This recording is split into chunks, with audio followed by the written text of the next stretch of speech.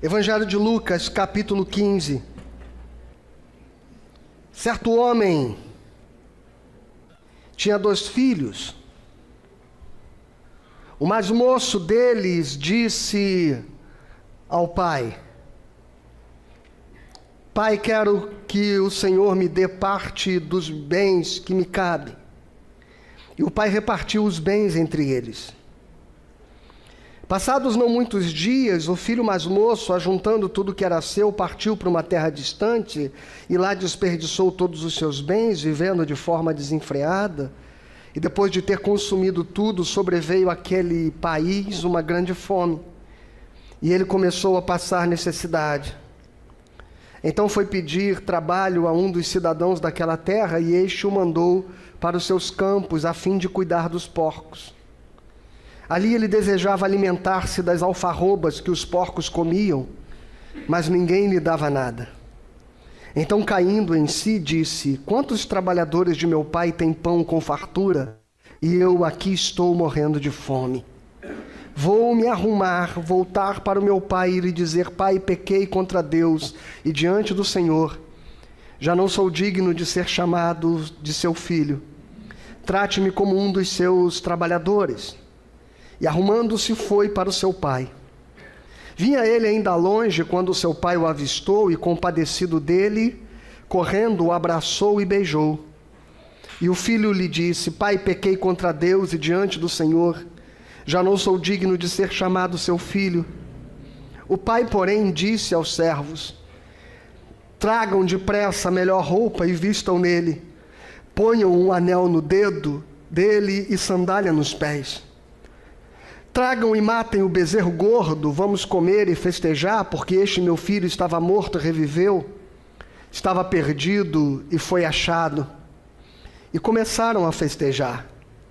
Ora, o filho mais velho, e este é o trecho que eu gostaria que você atentasse, que é o objeto da nossa reflexão nesta manhã. Ora, o filho mais velho estava no campo. Quando voltava, ao aproximar-se da casa, ouviu a música e as danças.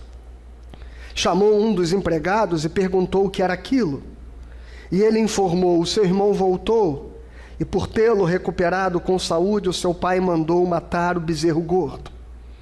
O filho mais velho se indignou e não queria entrar.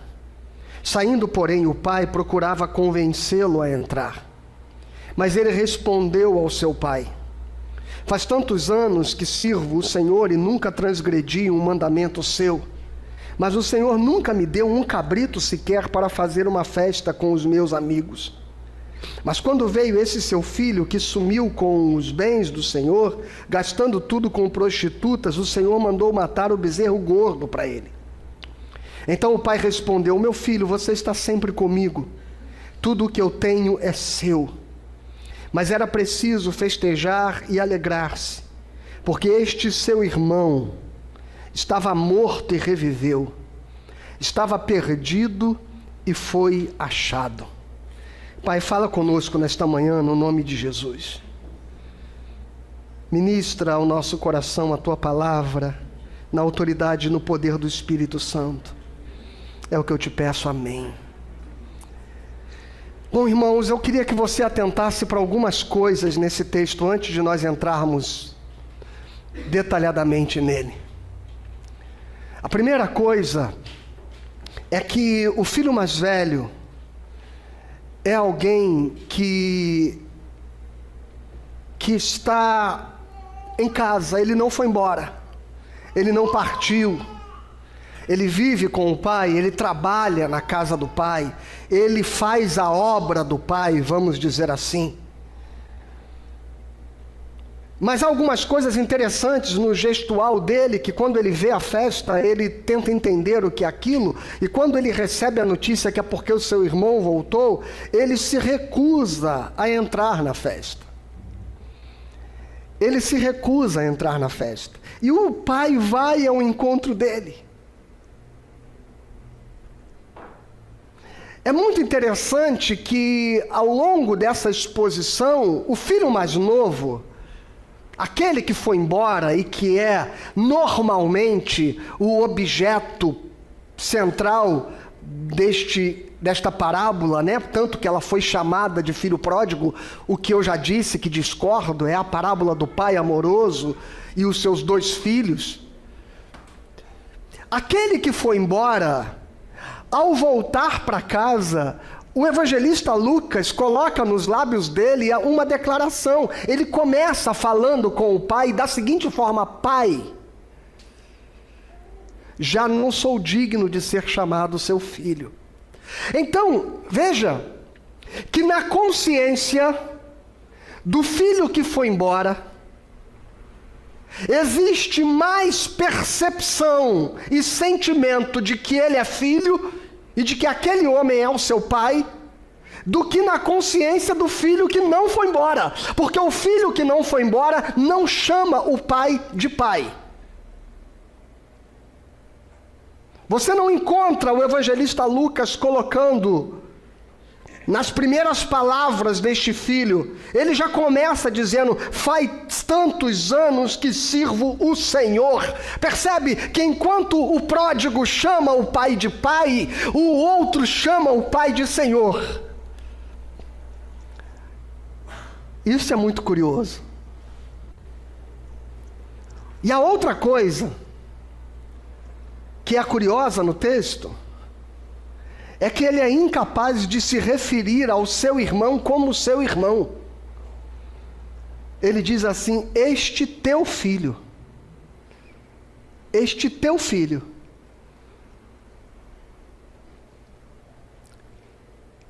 É importante nós percebermos isso,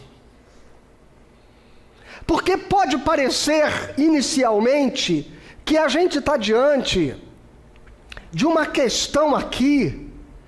A gente até conversava sobre isso, né, Murilo? De alguém que quer apenas os bens de seu pai.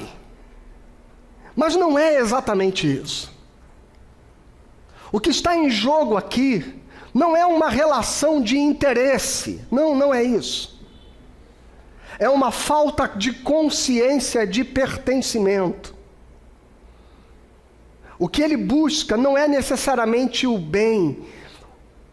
O que ele busca é a confirmação que até então ele não consegue ter de que ele é um filho amado.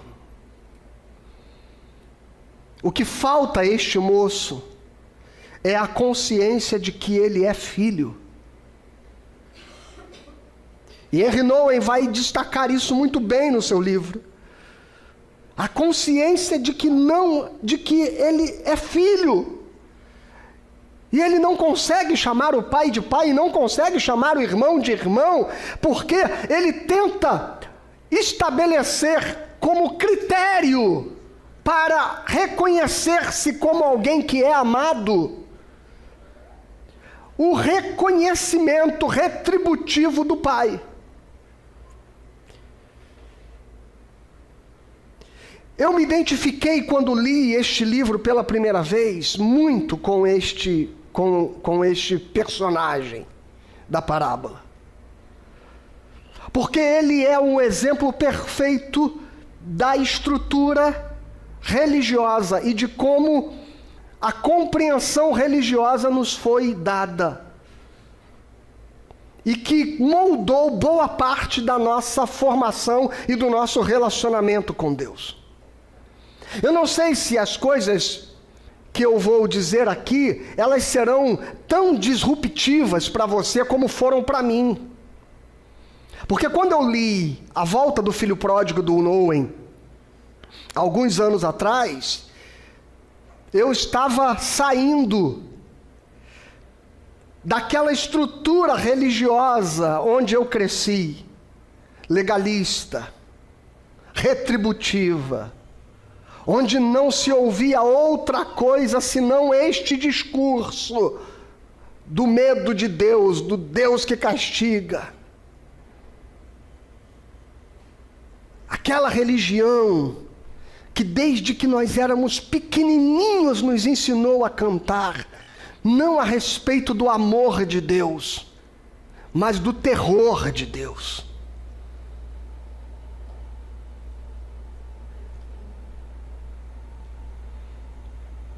Porque a gente aprendeu a cantar: cuidado, olhinho no que vê. Cuidado, mãozinha no que pega. Cuidado, pezinho onde pisa. Cuidado, boquinha no que fala. O Salvador do céu está olhando. Deus era o bicho papão, o velho do saco da nossa infância.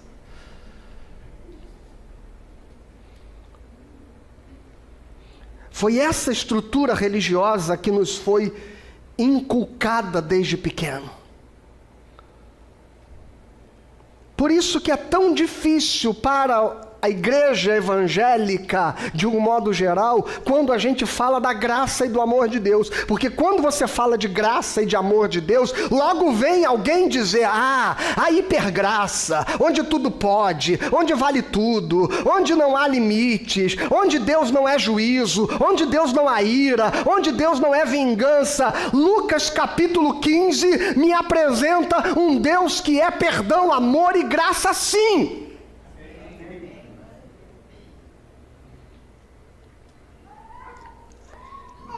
Então vamos lá. O filho mais velho representa uma forma de perdição que é muito mais difícil de se perceber do que aquele que vai embora.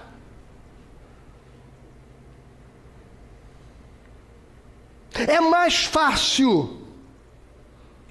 É por isso que Jesus disse para os religiosos do seu tempo: as prostitutas e os publicanos vão entrar no reino dos céus antes de vocês, porque é mais fácil o filho que foi embora cair em si, reconhecer o seu lugar, a sua indigência, a sua miséria, do que um religioso que está dentro da igreja reconhecer que não vive uma relação de comunhão e amor com Deus.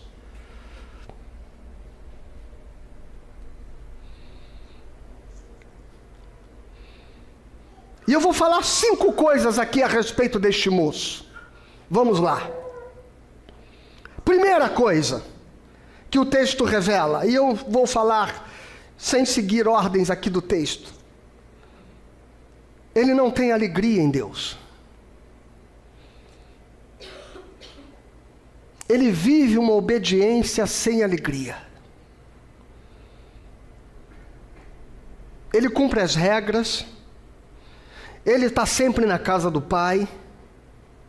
Entretanto, a sua obediência não produziu nem liberdade, nem felicidade nele.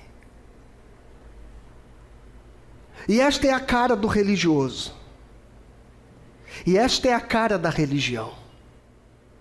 Ser cristão é algo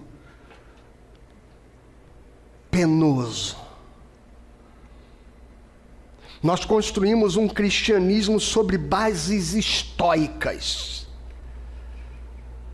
Sabe, o estoicismo é aquele princípio filosófico de que você exalta a dor, o sofrimento, a luta, como um caminho para a sua elevação moral. E a religião cristã foi forjada sobre bases estoicas muitas vezes. Ele servia ao Pai como um empregado. A palavra que ele usa é: há tantos anos te sirvo. Há tantos anos te sirvo. Será que esta é a relação que nós queremos ter com nossos filhos, por exemplo? Será que é esta frase que nós queremos ouvir dos nossos filhos?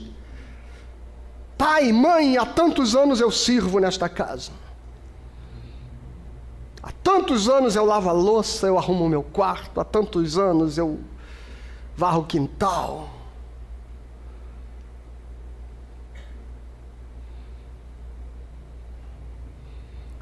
Que falta de sentimento de filho é essa que a religião construiu em você?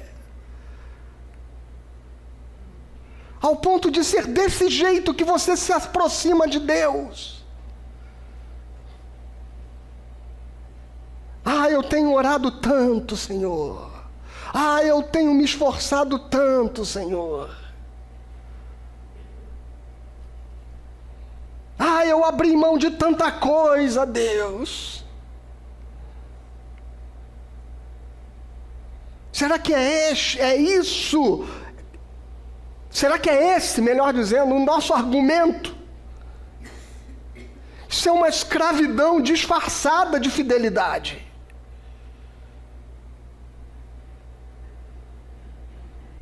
É um velho empregado que exala uma relação de servo e não de filho. E ele nunca percebeu que aquilo tudo era parte de ser membro de uma família, sabe? Tudo que é meu é teu.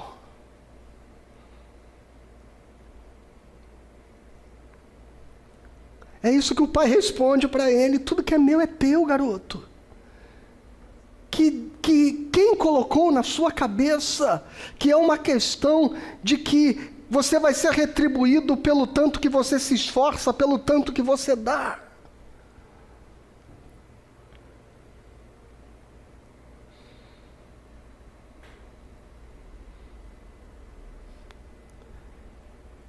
Mas não é que nós construímos esta relação muitas vezes, como eu disse quando preguei esta parábola falando a respeito da família, lembram disso? Que muitas vezes nós construímos esta lógica até na nossa relação com os nossos filhos.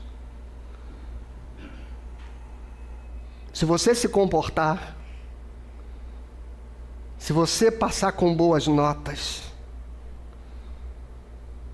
vem a recompensa. E aí a gente constrói uma lógica que a nossa relação é uma relação de dívida e não de dádiva.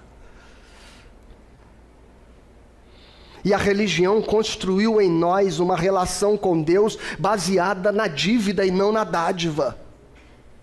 Baseado na retribuição e não no dom. E a salvação é dom, e o amor de Deus é dom, e a fé é dom, a graça de Deus é dom, é presente de Deus, porque você é filho de Deus. E não para você viver esta experiência religiosa onde tudo é pesado, onde a igreja é um fardo para você, onde a igreja é um sacrifício, é um esforço que você tem que fazer para agradar a Deus. Não venha!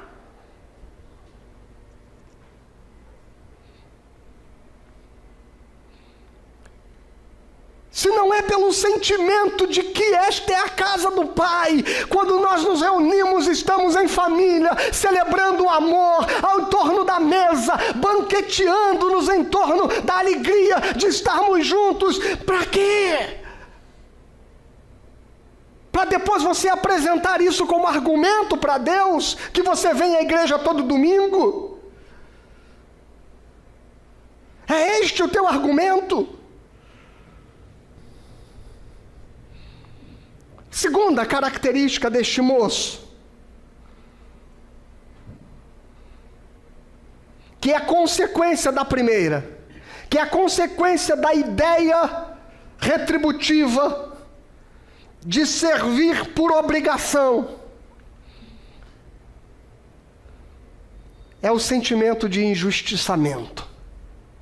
Essa é uma segunda característica deste moço. E essa é a cara do religioso.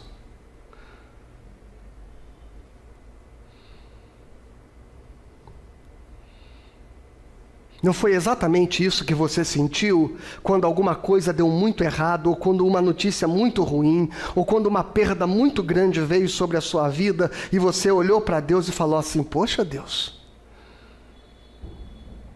depois de tudo que eu tenho feito,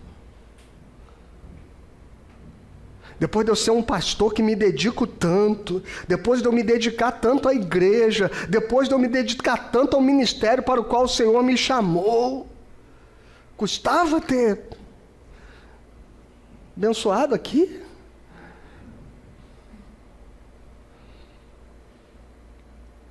A religião nos faz nos relacionar com Deus com esse sentimento de injustiçamento. É um ressentimento oculto. Ele está ali na casa do Pai, mas ele carrega um ressentimento oculto. E eu tenho certeza que eu estou diante, talvez, de muita gente que tem um ressentimento oculto. Esta palavra desta manhã, meu irmão e minha irmã, é para despertar você. É o Pai nesta manhã que saiu e veio ao seu encontro para tirar você deste lugar ressentido e te chamar para dentro da festa.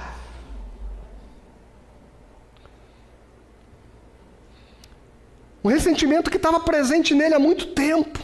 A volta do irmão dele apenas revelou aquilo que estava no coração dele. A fidelidade dele andava de ladinho, assim, com amargura, sabe? Com amargura, com a mágoa. Por quê? Porque ele nutria a mentalidade do mérito. Rubem Alves, quando comenta a parábola do filho pródigo, Rubem Alves dizia: o filho mais novo volta para casa e diz: pai, pequei, eu sou devedor, o seu acredor. O filho mais velho, ele volta para casa e diz: pai, eu fiz tudo certo, o Senhor é devedor e eu sou credor.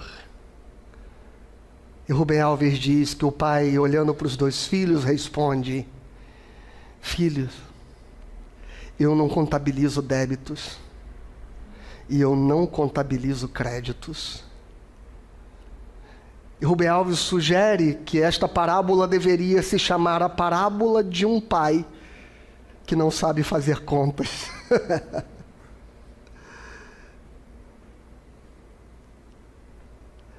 Deus não tem contabilidade, meu irmão. Deus não tem contabilidade. Ele acredita que merece o amor do Pai por causa do seu desempenho. Lembra que eu falava aqui a respeito de santidade, de pecado, do amor de Deus, da ira de Deus agora há pouco? Bom, o que eu disse, eu já disse, não vou voltar aqui, mas é a respeito disso. Ele acha que merece o amor do Pai por causa do seu desempenho. De modo que ser bom, de modo que servir, de modo que fazer o que é certo, nunca foi alguma coisa que tivesse a ver com a natureza de quem ele é. Mas com o reconhecimento que ele deseja receber.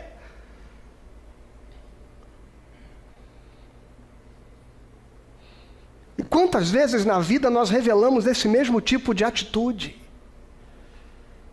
Ah, pastor, eu não sou assim. Claro que é. Tanto que você ficou chateado quando você fez aquilo por alguém, ou fez aquilo na igreja, ou fez aquilo no seu trabalho, e o seu nome não foi colocado na lista de créditos, ou não deram crédito para você. Você ficou chateado.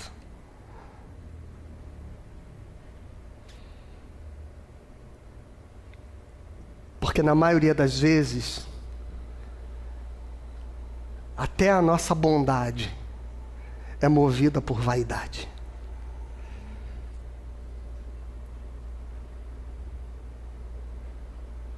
Por isso que ser bom tem que dizer respeito a quem nós somos. E se é a partir de quem somos, não depende do olhar do outro, não depende do reconhecimento, não depende do que vamos receber em troca, não depende dos benefícios que isso vai nos gerar. Só fazemos o que é certo porque é certo.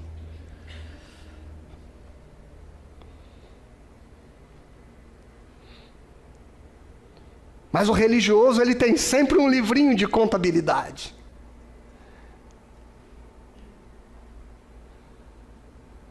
E é por isso que quando você está vivendo um momento difícil na sua vida, é o momento que você mais ora, mais vai à igreja, mais jejua, mais lê a Bíblia. É como se você estivesse depositando num cofrinho para depois colher os benefícios. E este tipo de barganha não cabe na relação com o Pai.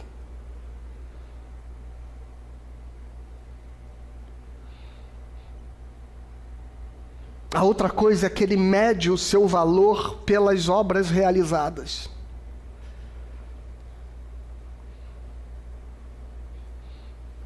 E isso tem uma consequência desastrosa na religião. Porque as pessoas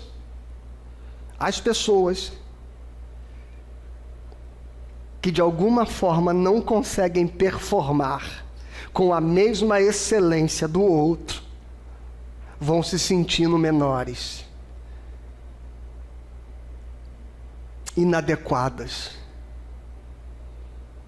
E elas só têm dois caminhos: ou elas se afastam por se sentirem tão inferiores às outras, ou elas fingem que está tudo bem com a família delas, que está tudo bem com a vida espiritual delas, que está tudo bem com a vida financeira delas, ou elas fingem. E esta é a pior face da religião. Ela está cheia de gente que está fingindo performar para poder ser reconhecida como gente que faz parte do nosso métier, sabe?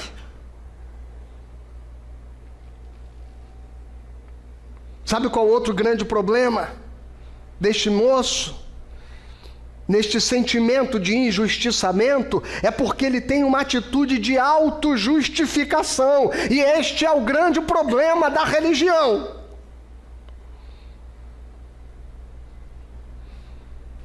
Eu me interesso muito pouco por debates que coloquem na mesa temas daqueles que as pessoas adoram debater, tipo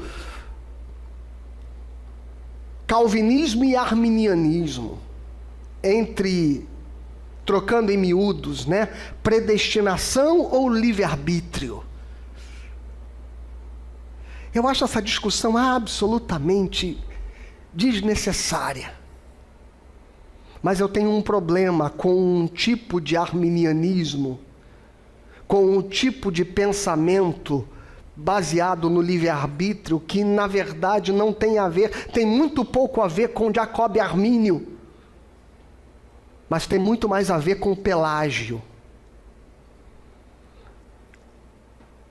Pastor, explica esse negócio. Pois é, o arminianismo que eu vejo nas igrejas é muito mais um neopelagianismo do que arminianismo. E o que é o pelagianismo? O pelagianismo foi um pensamento dos primeiros séculos, lá do século III, virada para o século IV, que dizia que Deus, ele faz uma parte da obra da salvação e a outra parte da obra da salvação é feita pelo homem. Ou seja, o pelagianismo dizia o seguinte, que o homem, por seu esforço, por seu mérito e por sua capacidade, ele é capaz de produzir boas obras e tornar-se bom e, portanto, produzir méritos que vão colaborar com a sua salvação.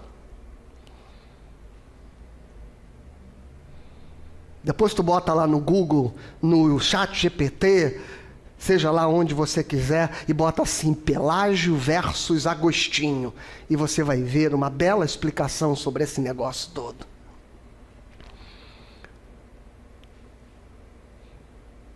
O problema é que o arminianismo hoje, que predomina em 90% das igrejas evangélicas, construiu nas pessoas uma lógica religiosa que é pelagiana, que diz que o crente... Tanto, que não tem a ver com o fato de eu ter sido justificado por Jesus na cruz. Tem a ver com o fato de eu estar andando na linha para ser salvo. Esta semana uma pessoa da minha família postou um negócio lá no Instagram que falava exatamente isso, porque teve o terremoto na Venezuela, né? E toda vez que tem um terremoto, alguma coisa assim, uma guerra, o pessoal diz assim, ó, Jesus vai voltar depois da manhã. Né? E aí a pessoa dizia assim: vigia, olha, porque senão Jesus vai voltar e você vai ficar. Porque na cabeça do cara, se ele não estiver performando, se ele não estiver de fato trabalhando, garantindo a sua salvação, o arminiano é aquele cara que tem que matar um leão por dia, porque ele perde a salvação e ganha a salvação de novo, aí ele perde de novo, aí ele ganha ela de novo, e aí ele perde outra vez. Toda vez que ele peca, ele perde a salvação, e aí ele tem que produzir boas obras para ganhar a salvação de novo, e ele vive nessa disputa de comportamento para que ele mereça. E se Jesus voltar no momento que ele estiver no erro, aí já era. Esse é o desespero do cara. Esse é o desespero do cara. E quando eu era arminiano, teve um dia que eu acordei em casa e não tinha ninguém em casa. E a minha família era todo mundo crente, né? Aí eu fui pro quintal, olhei e não tinha ninguém no sítio. Aí eu fui nas casas, chamei as pessoas e ninguém respondeu. Olha, fiquei.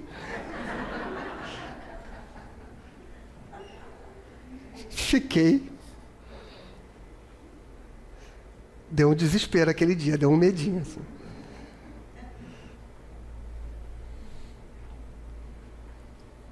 Porque a questão, irmãos, não é o que você faz.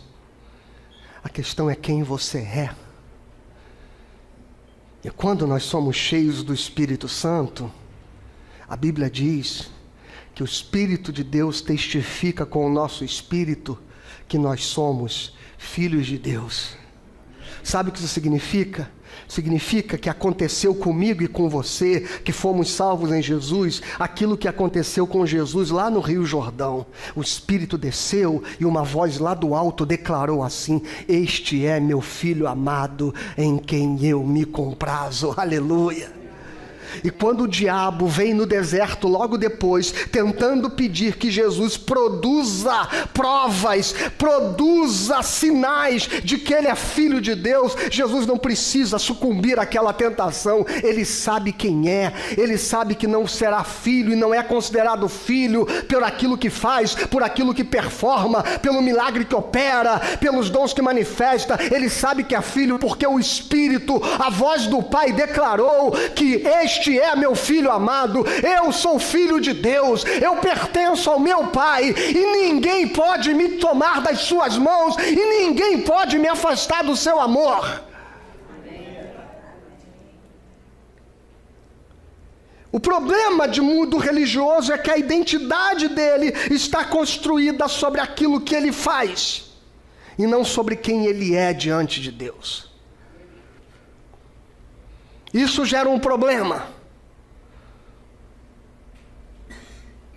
Porque a gente passa a ter dificuldade de aceitar receber o amor gratuitamente.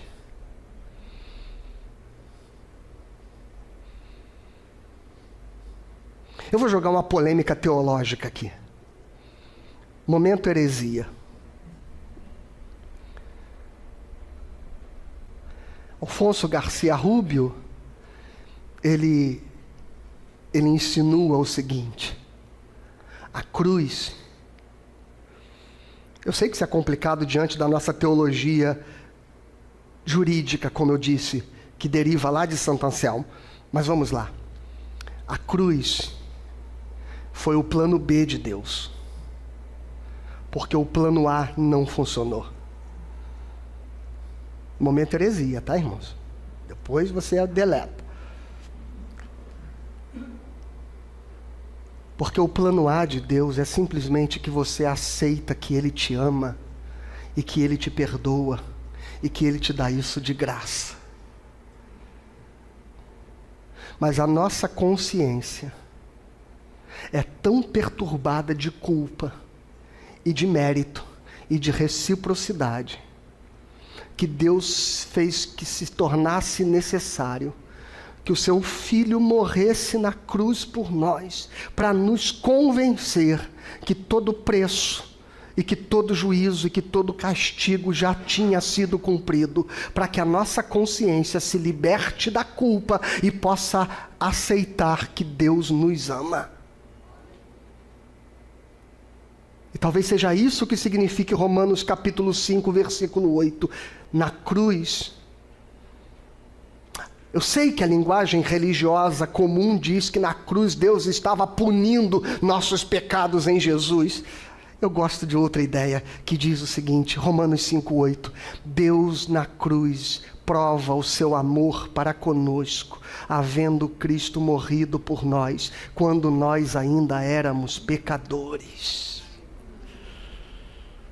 Eu gosto da ideia que a cruz foi um preço pago para minha consciência, que é retributiva, que não aceita ser amado gratuitamente, que desde os primórdios antropológicos da humanidade construiu uma relação com a divindade, com as divindades e com o sagrado, baseado em sacrifícios, baseado em sangue derramado. Toda a nossa lógica psicológica foi construída neste contexto. Então Deus, Ele interrompe isso dizendo, se é sacrifício, então o maior de todos os sacrifícios já foi feito. Um Deus se encarnou e morreu por você. Liberte a sua mente da culpa, liberte a sua mente desta lógica retributiva. Não há um preço a ser pago, não há esforços a serem feitos. Jesus já fez o que tinha que ser feito. Se é isso que a nossa mente tanto quer. Se isso é estranho para você, fecha o parênteses da minha heresia, da minha pequena heresia, e continua com a lógica jurídica, não tem problema. Terceira coisa a respeito do filho mais velho. Eu disse que eram 5, viu? Terceira coisa.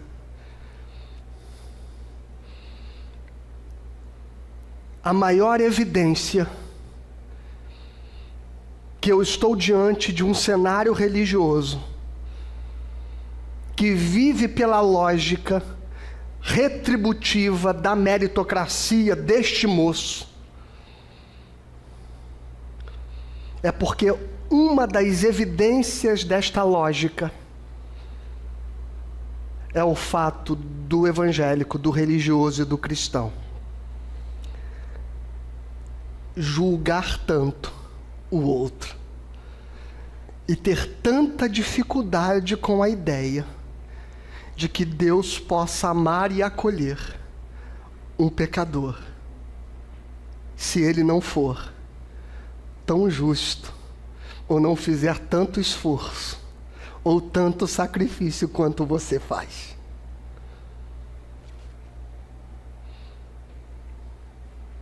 E quando eu vejo o traço de comparação que o religioso faz com o outro, e essa é uma característica desse moço, a comparação constante. A sua identidade depende de comparar-se com o seu irmão. Ele enxerga o outro como alguém com quem ele faz uma análise de competência, de merecimento. E quando ele vê o pai fazendo festa com aquele irmão, todo errado, todo torto, que volta para casa todo sujo, ele não se conforma com isso.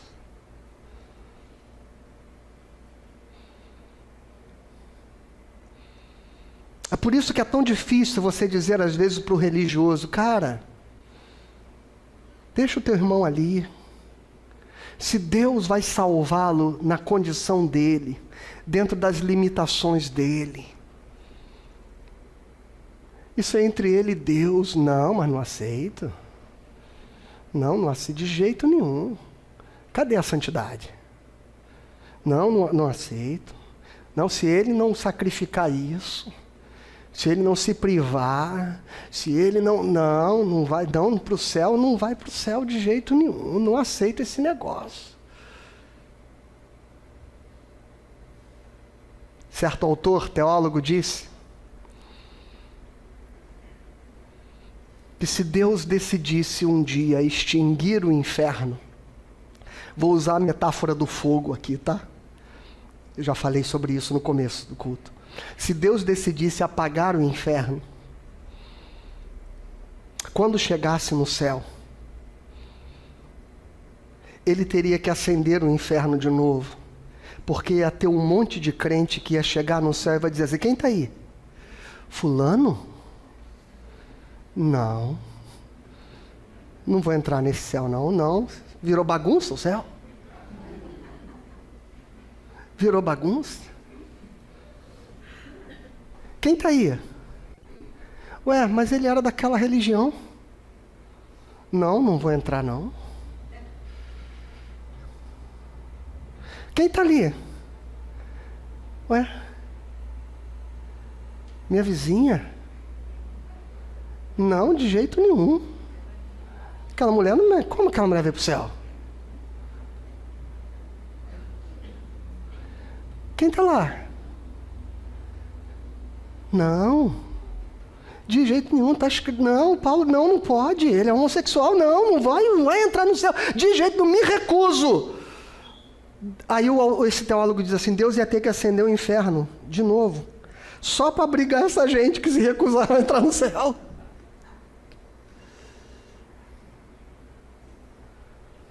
Porque a gente é incapaz de simplesmente dizer: Deus me ama de graça, e ama meu irmão de graça, e não interessa se enquanto eu estava aqui fazendo, trabalhando, obedecendo, servindo, ele estava perdido e gastando dinheiro do jeito que gastou. O que importa é que na hora de amar, o Pai decidiu amá-lo, perdoá-lo e acolhê-lo, e eu não sou porteiro do céu, meu irmão.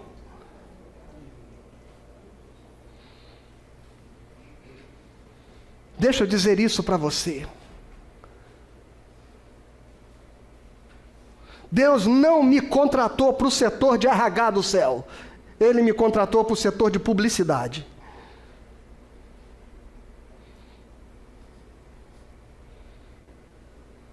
Não sou eu que decido quem entra. O que eu gostaria mesmo, e eu não sei se você se escandaliza com isso, me perdoe se você se escandaliza, mas o que eu gostaria mesmo é de chegar no céu e encontrar todos os quebrados, caídos, falidos, pecadores, e ver que a graça de Deus foi capaz de restaurá-los, de lavá-los, de consertá-los, de limpá-los, de calçar os pés deles, de colocar um anel no dedo e de chamá-los para dentro da festa. E ainda que eles não tivessem feito todo o esforço religioso que eu fiz, o que eu sei é que eu quero festejar a graça e o amor de Deus, e quem vive este tipo de religião é incapaz de celebrar a graça. E esta é a quarta característica: este moço é incapaz de celebrar a graça. Ele não consegue participar da festa. Ele considera que a misericórdia de Deus é injusta. Percebe que é a cara do religioso achar que a misericórdia de Deus é injusta.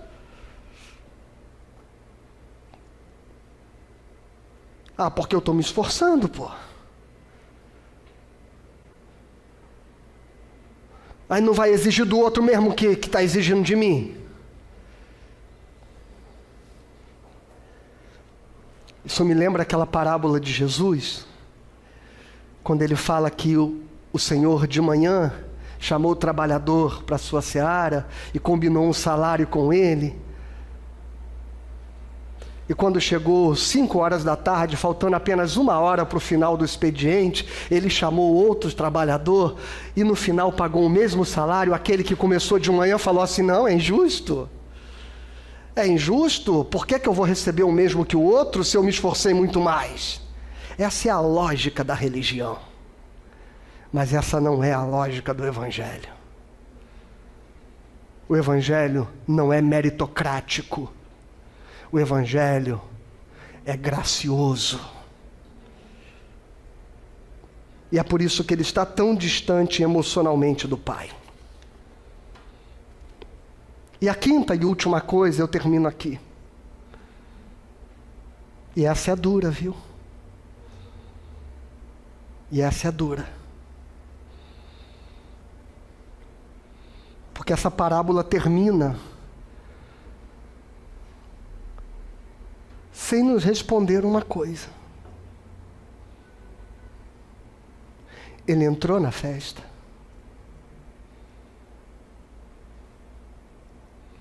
Veja que Lucas não termina a parábola. Ele não diz, e o pai então foi lá e tentou convencê-lo, e ele se convenceu, e ele reconheceu, e ele foi lá e entrou. Não, a parábola não termina. A parábola não diz se este moço entrou na festa.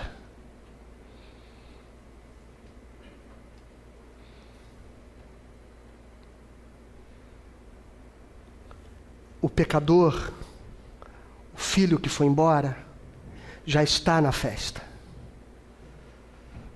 A pergunta é se eu e você, enquanto nutrirmos esta mente religiosa, se a gente vai entrar na festa.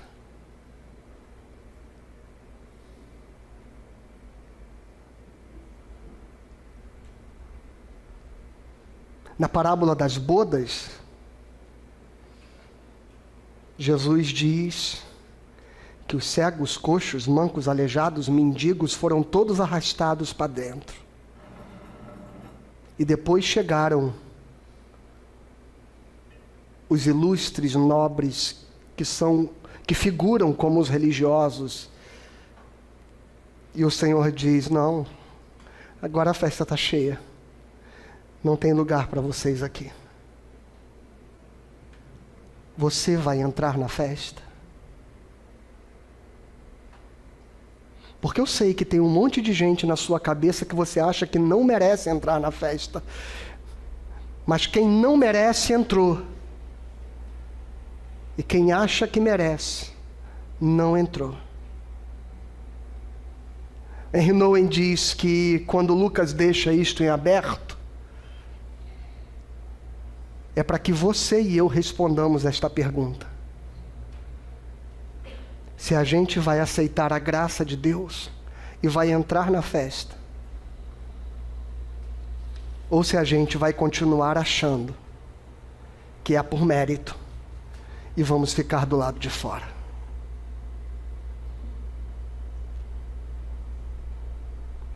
Já parou para pensar nisso? Que aqueles caras que a religião diz que vai para o inferno entrarão na festa, e os religiosos não. Quem nós somos nessa história? Eu termino dizendo: pare de achar que você tem controle. Perca a ilusão do controle. Aceite o amor do Pai, a graça do Pai, e seja bem-vindo, porque Ele te ama não é pelo que você faz, mas é por quem você é. Que Deus abençoe você em nome de Jesus.